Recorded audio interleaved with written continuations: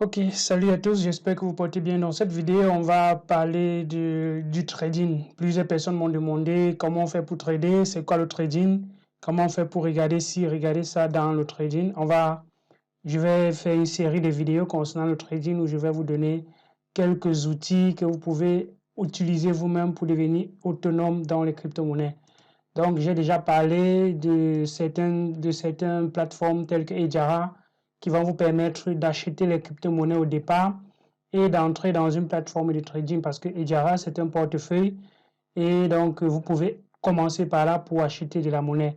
Donc, pour ceux qui ont déjà acheté de la crypto-monnaie sur Ejara et que vous avez, par exemple, les bitcoins dans votre compte Ejara, ce que vous allez faire un retrait.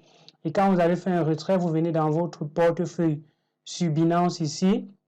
Donc, je viens sur portefeuille, sur Binance ici. Là, l'objectif, c'est de transférer mon argent, ou bien ma crypto-monnaie de Ejara vers Binance. Donc, je vais m'attarder beaucoup plus sur Binance dans cette série de vidéos parce que il y a trop de plateformes qui existent et je ne vais pas toutes les couvrir. Je vais juste couvrir la plateforme Binance. Mais les principes de trading s'appliquent quelle que soit la plateforme. Elles ont les mêmes principes. Vous appliquez les mêmes principes de trading que je vais partager avec vous dans cette vidéo. Donc, abonnez-vous, activez la cloche de notification et partagez la vidéo à d'autres personnes aussi qui sont intéressées par le trading.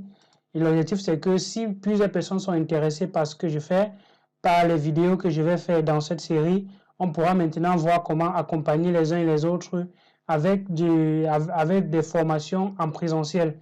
Donc, ça dépend maintenant de vous. Si vous voulez qu'on aille plus loin dans les vidéos de trading, partagez la vidéo, likez. Si je vois 1000 likes, 1000 vues sur la vidéo, ça va m'encourager énormément. Donc, je disais tantôt qu'une fois que tu es dans le portefeuille, tu vas maintenant aller dans le portefeuille principal, Spot. Dans ton portefeuille principal, le portefeuille Spot, en fait, c'est quand tu envoies la crypto-monnaie, c'est là où ça arrive d'abord. Et maintenant, il y a d'autres types de portefeuilles. Il y a le portefeuille margin, il y a le portefeuille futur. On va voir ce que c'est. Mais pour quelqu'un qui veut déposer l'argent dans son portefeuille Binance, dans sa plateforme Binance, ce qu'il va faire, c'est une fois qu'il est dans son portefeuille, il sélectionne la crypto-monnaie. Dans ce cas-ci, si j'ai les Binance, si j'ai le Bitcoin sur Binance, donc je vais cliquer ici, dépôt. Et quand je clique sur dépôt ici, on va me donner mon adresse de Bitcoin dans Binance. Donc, je vais copier cette adresse dans Binance et aller maintenant sur Ejara, faire un retrait et me renseigner cette adresse-ci, cette adresse de Binance comme l'adresse qui va recevoir la crypto-monnaie. Donc voilà, et bon, ça prend quelques temps pour la validation et après un certain temps, vous allez voir dans la crypto-monnaie dans votre portefeuille Binance. Donc, il en est de même pour d'autres crypto-monnaies, quelle que soit la crypto-monnaie que vous voulez déposer sur Binance, vous pouvez le faire. Binance accepte, il faut vérifier effectivement que Binance accepte la crypto-monnaie. Si, par exemple, vous voulez une crypto-monnaie qui n'existe pas sur Binance, vous ne pourrez pas déposer cela sur Binance. Donc, rassurez-vous que la crypto-monnaie existe et rassurez-vous que vous copiez la bonne adresse et que vous transférez la même crypto-monnaie vers le même portefeuille. Parce que si vous transférez par exemple les bitcoins et que vous avez sélectionné l'adresse par exemple de Binance, donc vous avez sélectionné l'adresse BNB par exemple, vous allez envoyer un agent de Bitcoin vers une adresse Binance et la transaction va se faire en fait, mais elle ne sera jamais validée. Et comme elle ne sera jamais validée et que la transaction a déjà été débitée de votre compte, vous n'allez pas recevoir cet argent, vous allez perdre cet argent. Donc, faites très attention quand vous voulez faire les retraits, que ce soit les retraits de Binance vers une autre plateforme, c'est pareil. Faites très attention parce que vous pouvez pas facilement perdre votre crypto-monnaie. Donc, Binance a deux types de protocoles. Il y a trois types même d'adresses. Il y a les adresses BEP2, il y a les adresses BEP20 et il y a les adresses ERC20. Dans les adresses ERC20, ce sont les adresses qui sont acceptées généralement par beaucoup de crypto-monnaies, beaucoup de plateformes. Et c'est sur la plateforme et c'est sur la blockchain Ethereum. Donc, quand vous voyez ERC20, ce que cette crypto-monnaie est sur la blockchain Ethereum. Donc, ce qu'il y a possibilité de faire ce transfert-là sur la blockchain Ethereum. On va voir que dans Dans Bitcoin, par exemple, si je clique Bitcoin ici, dépôt, on va aussi m'afficher ERC20. Il y a aussi ERC20. Il y a Bitcoin et il y a ERC20 parce que il y a donc ce qu'on appelle les ponts. Donc, dans le jargon, on dit les bridges. Donc, en fait, il y a parfois les ponts qui permettent de transférer les crypto-monnaies d'une blockchain à une autre. Mais vérifiez que si vous avez un truc dans un portefeuille ERC20, alors assurez-vous que vous copiez également ERC20 comme adresse pour envoyer. Mais bon, pour les bitcoins, quel que soit le portefeuille sur lequel c'est, je pense généralement, vous allez copier l'adresse BTC. L'adresse BTC commence toujours par 2 chiffres. Donc, que ce soit 13, que ce soit 16, ce sont les adresses BTC. Bien 11 et bien d'autres. Donc, vérifiez ces informations. Donc, si vous voulez faire un retrait, donc si j'ai l'argent dans Binance et que je vais retirer pour envoyer sur une autre plateforme, ça se fait pareillement. Donc, je vais sur la plateforme qui doit recevoir. Par exemple, si je veux recevoir sur Hedjara, alors je vais aller dans Hedjara, je dis recevoir. Et dans Hedjara, je vais donc prendre l'adresse d'Hedjara et venir sur Binance faire un retrait. Et quand je vais faire le retrait, on va me demander l'adresse à laquelle je veux envoyer. Et je vais donc renseigner l'adresse de Hedjara. Donc, c'est juste un exemple. Quel que soit le portefeuille, ça s'applique. Donc, voilà. Une fois qu'on a déjà la crypto-monnaie sur notre portefeuille, ce qu'il faut faire maintenant, c'est bien effectivement trader. Donc, on va aller dans l'interface de trading et je vais vous montrer quels sont les outils, comment l'interface est structurée, comment ça fonctionne. Donc, on va voir, même avant de continuer, on voit directement les autres portefeuilles. Il y a le portefeuille margin. Le portefeuille margin, en fait, c'est un portefeuille sur lequel vous pouvez prêter de l'argent. Donc, c'est très risqué pour ceux qui viennent sur ce portefeuille en disant que oui, on va juste prêter de l'argent. C'est bien beau de prêter, mais il faut connaître les conditions qui régissent ce type de portefeuille. Donc, quand j'ai l'argent, par exemple, il y a ce qu'on appelle les collatéraux. Un collatéral, c'est ce qui peut servir de garantie. Donc, par exemple, si je veux prêter les bitcoins, il me faut donc déposer une garantie. Si je n'ai pas les bitcoins, alors je peux prêter les bitcoins avec une autre crypto-monnaie. Donc, si j'ai par exemple transféré, donc ici par exemple, si je viens sur mon portefeuille principal, je peux faire un transfert. Je peux faire un... Donc, en fait, si je viens quand je vais sur mon portefeuille spot, je peux transférer de l'argent de mon portefeuille principal vers le portefeuille margin. Donc, par exemple, ici, si je clique sur transfert dans le portefeuille margin, alors je vais transférer du compte principal qui est le compte spot vers le compte margin. Il y a aussi un autre type de compte qui est le compte futur. On va voir ça par la suite. Dans le compte margin, comme j'ai dit tantôt, si vous avez une crypto-monnaie qui est déposée dans ce compte, alors vous pouvez l'utiliser comme collatéral, comme garantie, comme gage pour prêter d'autres crypto-monnaies. Et vous pouvez prêter jusqu'à 3 fois le montant de votre garantie. Donc, si j'ai par exemple l'équivalent de 500 $, en USTD, donc l'équivalent de 500 USTD, donc 500 $, alors je peux prêter l'équivalent de 1000 USTD, par exemple, en Bitcoin. Donc, par exemple, ici, on va emprunter.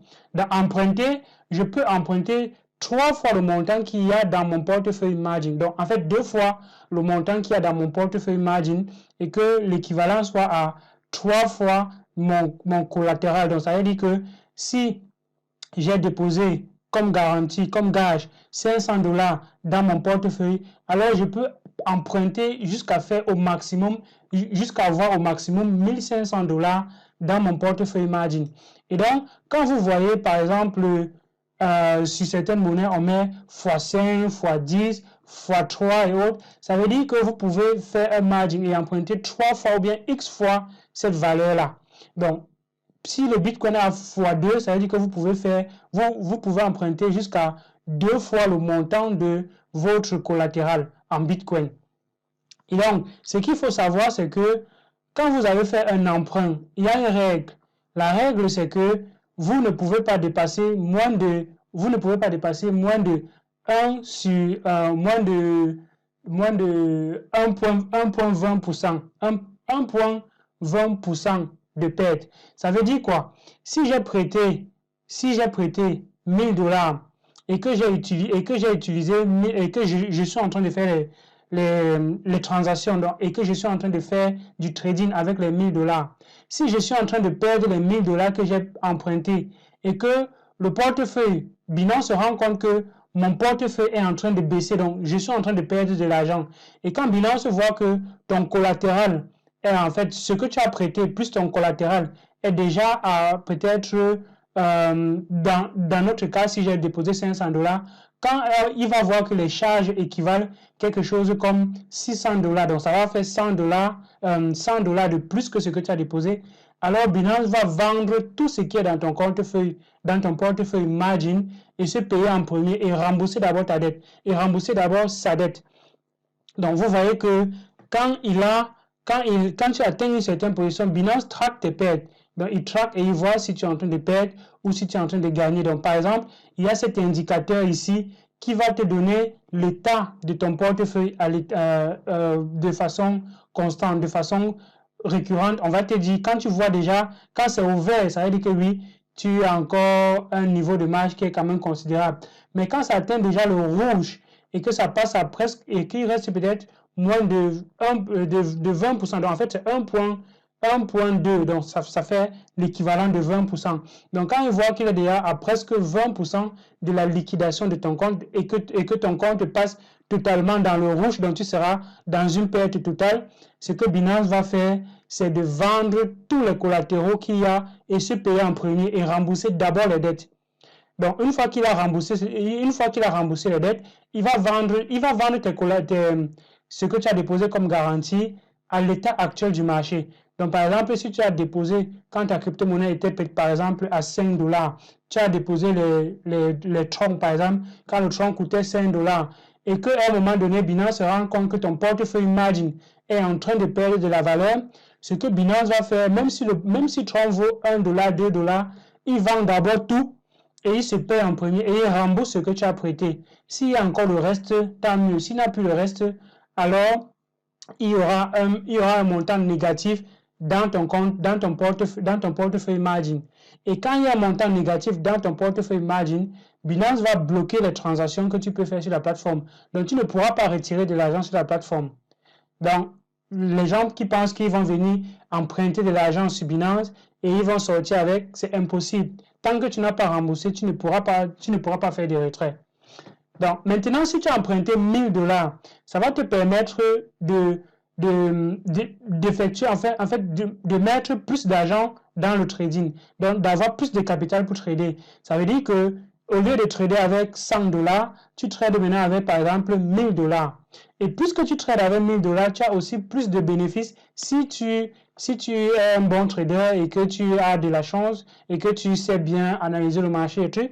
Donc, avec les 1000 $, tes bénéfices sont un peu plus considérables. Donc, s'il y a 1% de bénéfices, vous voyez que si c'est 1% avec 100 $, ça fait juste 1 $. Mais par contre, si c'est 1% avec 1000 $, ça fait 10 $.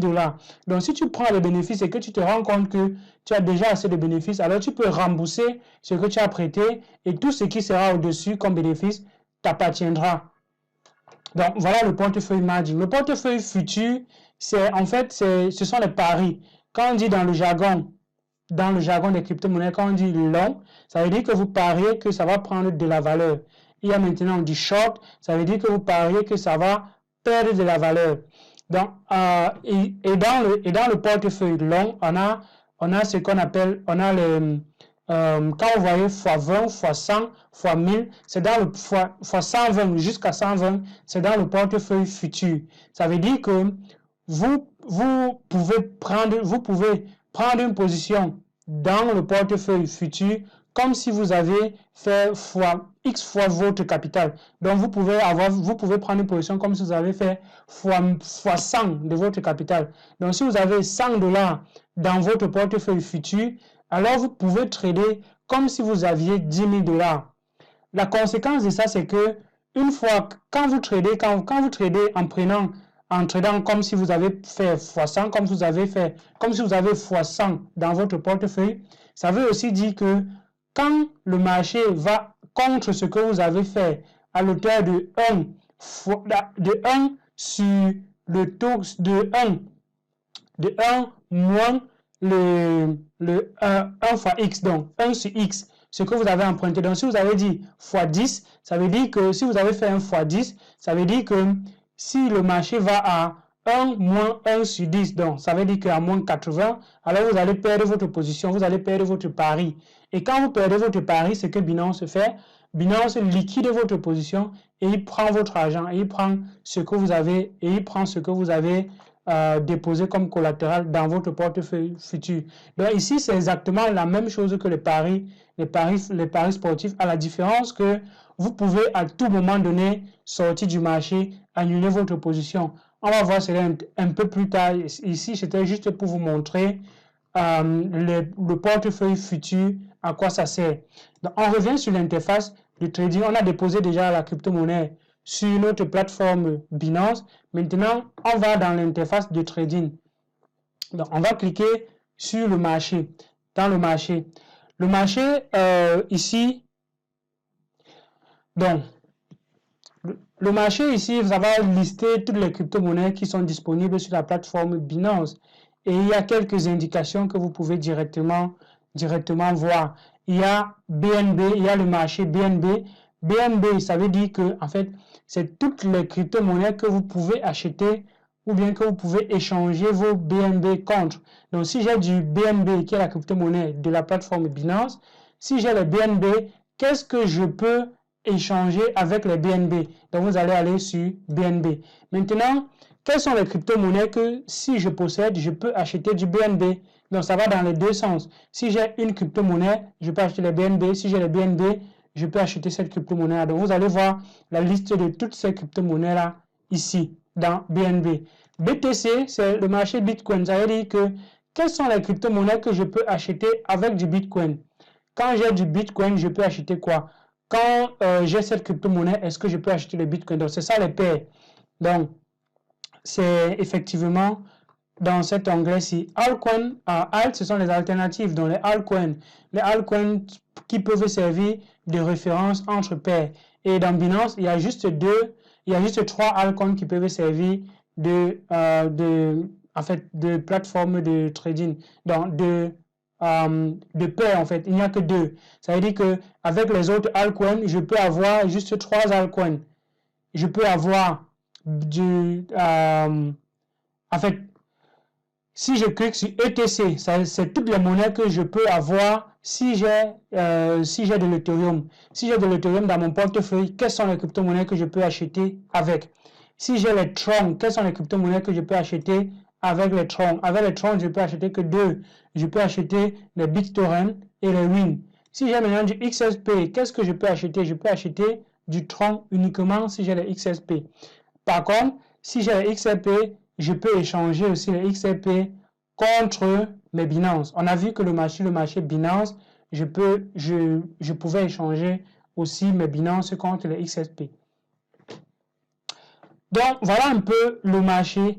Le marché futur, c'est effectivement, comme je disais, ce sont les crypto-monnaies qu'on peut trader dans le futur, les crypto-monnaies qu'on peut parier, pour lesquelles on peut parier. Quand on voit certains marchés, quand on voit ETH, USDT, ça veut dire que c'est une paire, c'est une crypto-monnaie qui est associée, c'est un pari qui est associé au dollar et sur l'Ethereum. Donc, en fait, vous pariez sur la paire Ethereum-dollar. Donc, est-ce que cette paire Ethereum-dollar va prendre de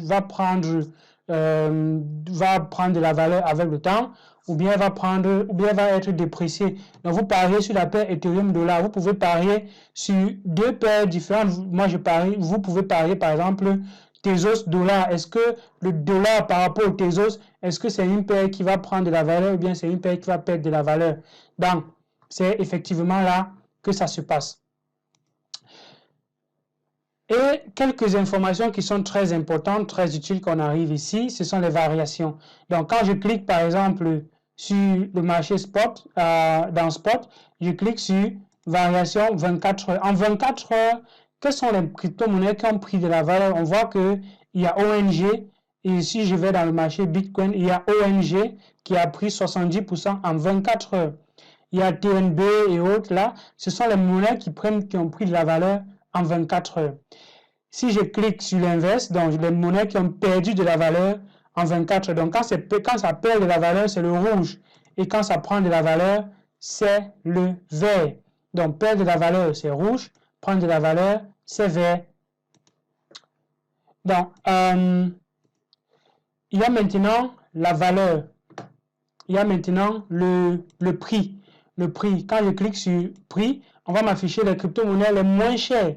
On voit que la crypto-monnaie la moins chère, c'est HOT. Et la monnaie la plus chère dans la paire Bitcoin, c'est YFI, Yield Finance. Donc, Yield Finance coûte 1.2 Bitcoin. Donc, ça veut dire que si je vais avoir un Yield Finance, donc YFI, je dois avoir quelque chose de Bitcoin. Mais bon, comme je l'ai dit tantôt, comme je l'ai dit souvent, vous ne devez pas forcément acheter un token en entier, vous pouvez acheter une fraction de ce token-là. Vous n'avez pas besoin d'acheter tout le token, bien toute la crypto-monnaie en entier, ça n'aurait pas de sens. Donc, on va aller dans l'interface de trading et on va voir comment c'est dans une interface de trading. Donc, par exemple, si je viens là, je vais cliquer sur n'importe quoi là par hasard, je vais cliquer sur Trader. Et quand je vais sur Trader, ça va aller m'afficher l'interface de trading. L'interface de trading, c'est une interface dans laquelle je peux trader les crypto-monnaies que j'ai déjà. Si je n'ai pas de crypto-monnaies, alors je ne peux pas trader dans une interface. Si je viens dans l'interface, ça ne va me servir à rien. Il faudrait que j'ai la crypto-monnaie pour trader.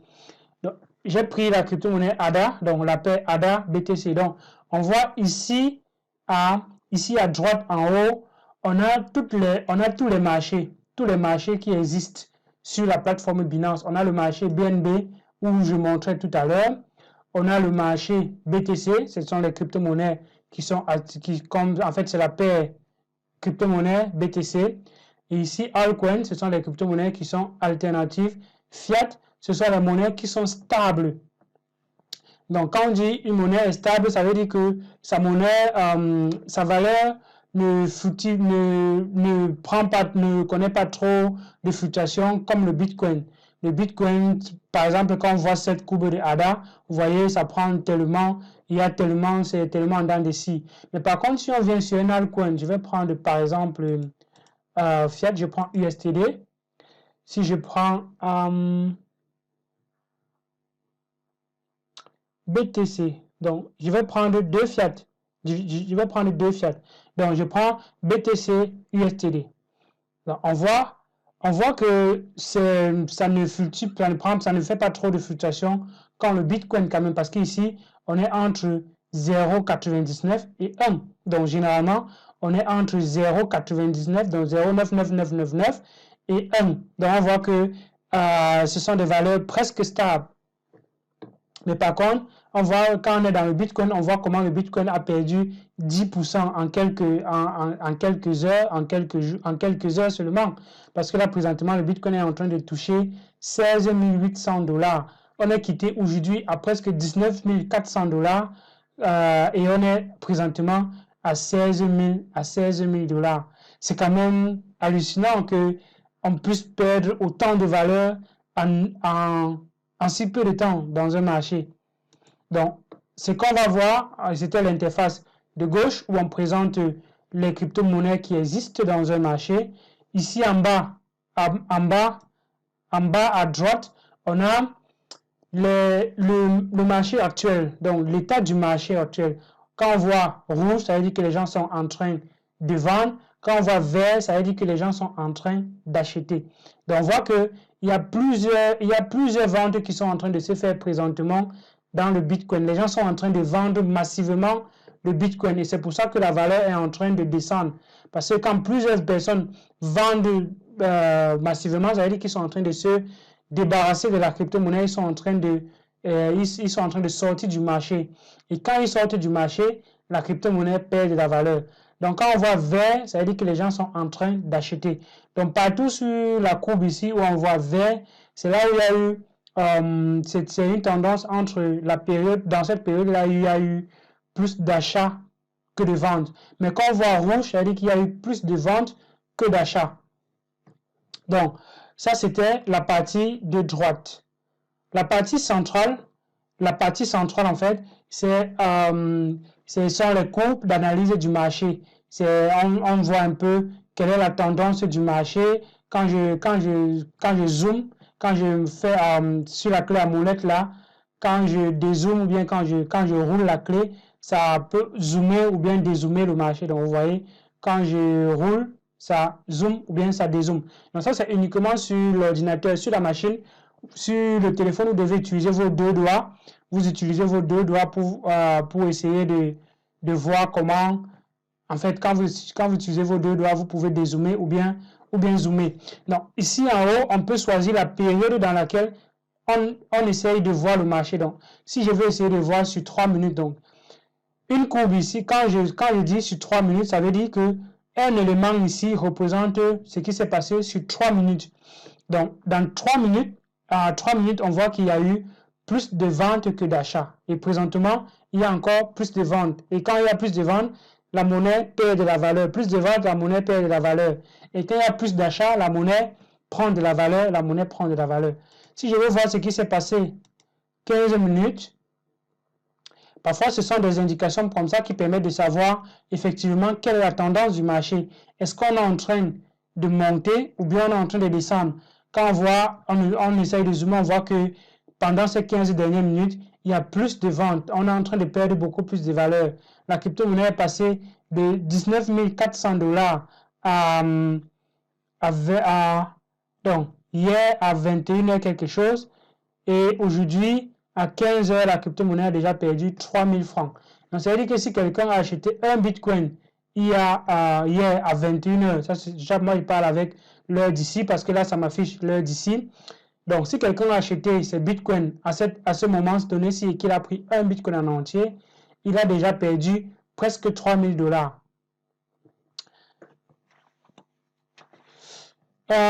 Donc, on peut essayer de zoomer encore. Il y a plusieurs possibilités. Si on va maintenant sur un zoom un peu plus large, donc on veut voir ce qui se passe en 12 heures de temps. On voit effectivement ce qui s'est passé en intervalle de 12 heures. Donc, en tout cas, il dit en intervalle de 12 heures, ça veut dire qu'un élément sur notre courbe représente un récapitulatif de ce qui s'est passé en 12 heures. On va entrer en détail dans pourquoi certains sont gros, certains sont longs, pourquoi est-ce que certains sont plus petits que d'autres. On va voir ça en détail. C'est effectivement ça, c'est déjà une analyse technique du marché. Parce que quand on essaye de se baser sur les courbes pour dessiner ce qui se passe, on est en train de faire une analyse technique du marché. Donc ici en bas, c'est l'endroit où je peux vendre ou acheter mes crypto-monnaies. Donc ici en vert, dans cette petite zone ici, vert, c'est vendre. Donc si j'ai la crypto-monnaie ici, ça veut dire que je peux la vendre. Donc présentement, ici c'est plutôt acheter. Quand c'est vert, c'est acheter. Et rouge, c'est vendre. Donc, si j'ai les dollars, par exemple, là, j'ai du dollar, est-ce que je veux vendre mes dollars pour acheter le Bitcoin? Est-ce que je veux, est-ce que je veux acheter les Bitcoins avec mes dollars? Donc, présentement, j'ai 400 $ dans mon portefeuille et le prix ici, je peux le définir. Je veux, par exemple, dire que moi, je veux acheter mes dollars quand c'est à 16 000. Quand le prix est à 16 000, c'est là où je veux acheter les Bitcoins. Donc, vous pouvez définir le prix auquel vous voulez acheter. Tout comme ici, vous pouvez définir le prix auquel vous voulez vendre. Donc, je peux dire que si j'ai les bitcoins dans mon portefeuille, je peux dire que là, je veux vendre mes bitcoins quand c'est à 19 000. Quand le bitcoin est à 19 000, c'est là où je veux vendre mes bitcoins. Faites très attention de renseigner effectivement le montant que vous voulez parce que vous pouvez faire les erreurs. Parce que si j'oublie 1,0 sur 19 000, ici, ça fait 1900. Et ce qui se passe, c'est que si je renseigne le montant que je veux acheter, si j'ai effectivement ce montant-là et que je clique sur vendre, ce qui va se passer, comme j'ai mis un montant qui est inférieur, qui est très inférieur au prix du marché, ce qui va se passer, c'est qu'il va vendre au prix du marché. Parce qu'il ne peut pas vendre à 1900 quelque chose de là, alors qu'il y a des gens qui sont en train de demander, par exemple, à 16 000 quelque chose. Donc, vous voyez que c'est très inférieur au prix du marché. Donc, ce qui va se passer, c'est que Binance va vendre au prix du marché. Il ne va pas vendre à 1900. Ça n'aura pas de sens. Comment tu peux vendre à 1900 alors qu'il y a des gens qui sont en train de demander à 16 000? Donc, il va vendre au coût du marché le plus élevé que les gens sont en train de demander. Donc, renseignez effectivement le bon montant ici. Faites très attention parce que plusieurs personnes perdent de l'argent à ce niveau-ci. Ils ne mettent pas le bon montant, ils ne mettent pas le bon montant et ça fait que, bon, ils prennent juste au coût du marché et justement, ils ne sont pas satisfaits parce que ce n'est pas ce qu'ils voulaient faire. Donc, il y a ces petites indications-ci qui sont très importantes qui vous disent, bon, je veux vendre 25% de mon portefeuille, mais je veux vendre 30% de mon portefeuille ou je veux vendre peut-être 70% ou 100%. Quand il dit 100%, ça veut dire que je vends toute la valeur de ce que j'ai dans cette crypto-monnaie-là. Donc, si j'ai le Bitcoin et que je clique sur 50%, alors il va positionner ici directement la valeur qui est équivalent de 50% de mon portefeuille. Donc, voici ce que j'ai en Bitcoin dans ce portefeuille. Alors, quand il dit 50%, il va prendre la moitié de ceci et c'est ce qui est renseigné là. Donc, quand je vais cliquer sur vente et que j'ai spécifié mon montant ici, si ce n'est pas le montant actuel du marché, ce qui va se passer, c'est que là, présentement, Binance me dit que, vous voyez, il y a une erreur qui s'est affichée ici pour dire que l'ordre a échoué, pour dire que je ne peux pas, ça dit que je ne peux pas faire une transaction de moins de 10 $.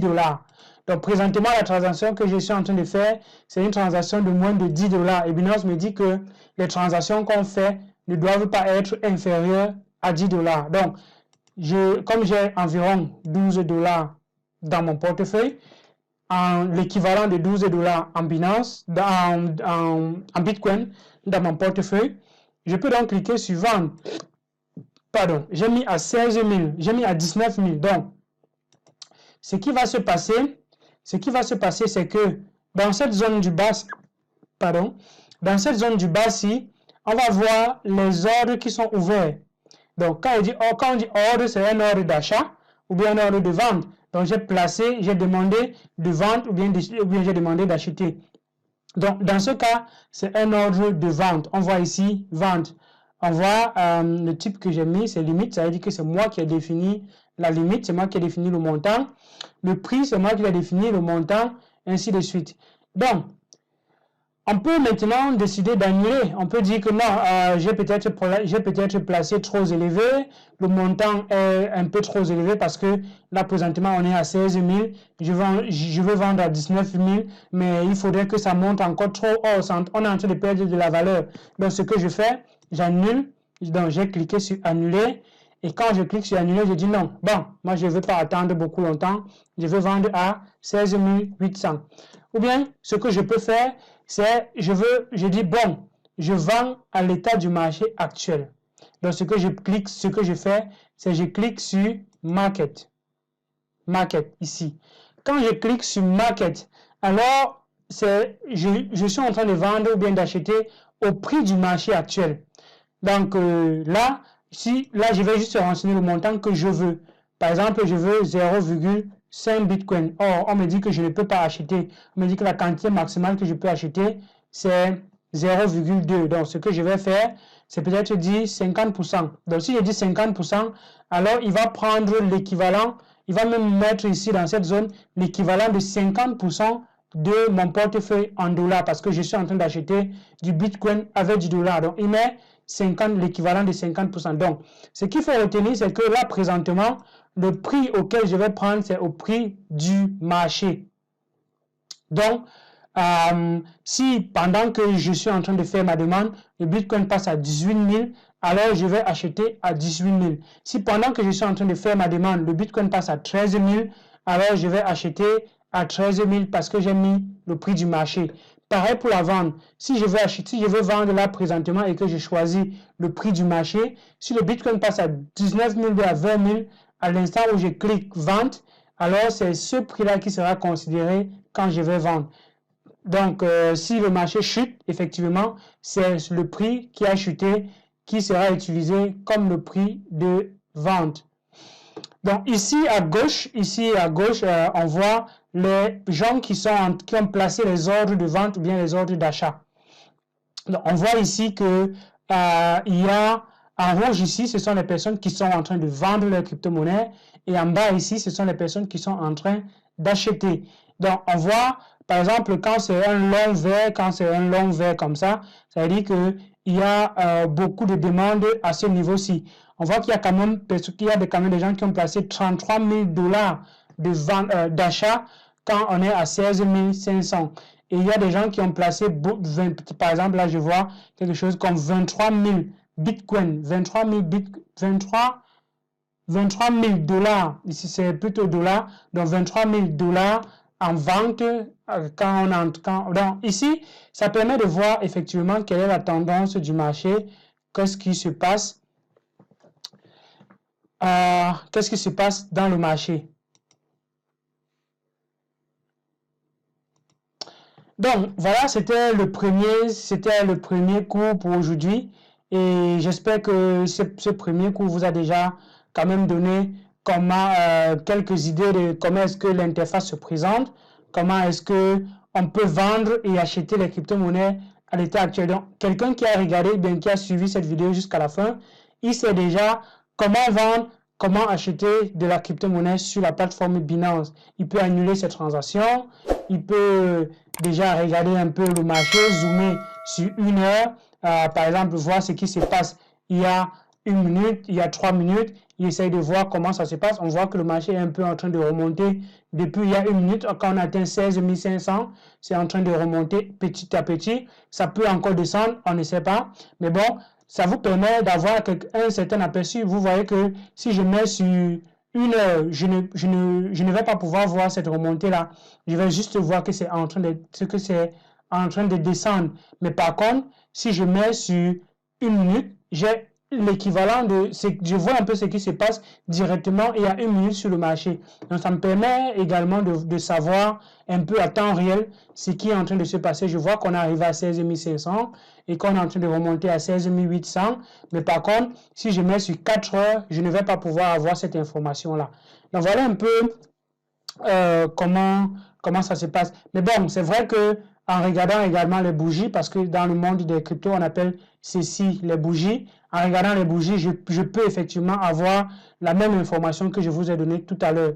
Parce que quand on va voir le dernier pic ici en bas là, on va voir que dans cette heure-là, on a touché ce niveau-là.